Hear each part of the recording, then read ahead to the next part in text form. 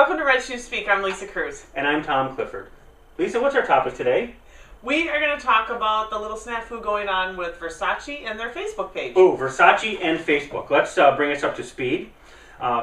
Big protest regarding sandblasting of their denim jeans. Yep. Apparently there's people inhaling it. It's bad for the workers. Versace's competition has stopped doing it. But Versace has decided not to get on that bandwagon.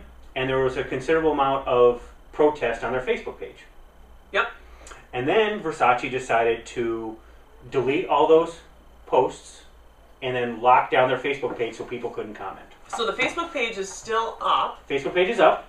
But others can't comment on it? You can't comment, and it's essentially just like you said, a big billboard. Yeah, so it's just one-way communication.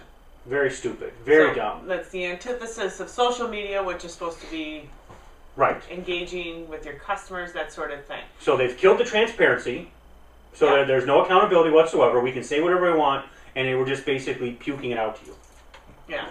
Which is bad. It's all bad news all the way around. Now, the other side of that, though, as a person posting on somebody else's Facebook page, I don't know what the posts are like. I don't know what they're like. Those either. And, did they have a terms of service page? If you're obviously if it's vulgar or if it's you're not who you say you are. Yeah, you don't want to have any crass remarks or defaming them or anything of that nature, because certainly that's no good.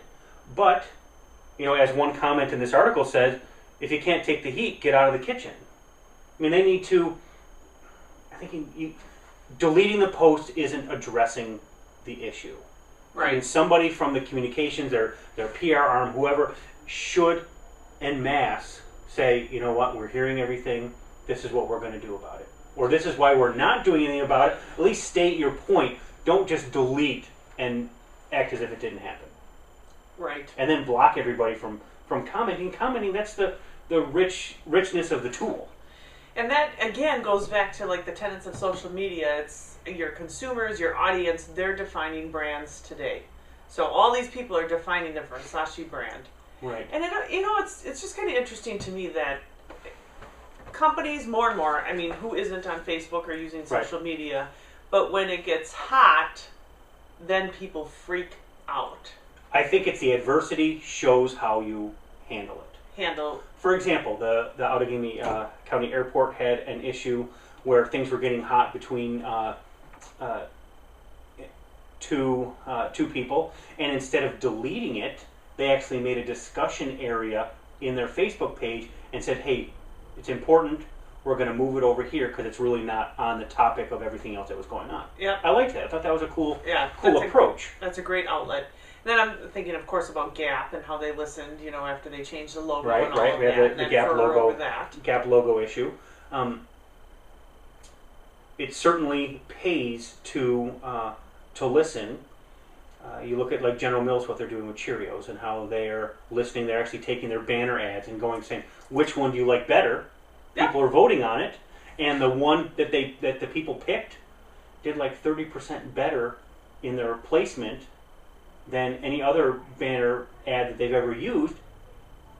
And I think it was because people voted on it and said this is what we like. They were engaged. They were part of the process. Clearly listening to your constituents, your clients, your friends, your fans, has value.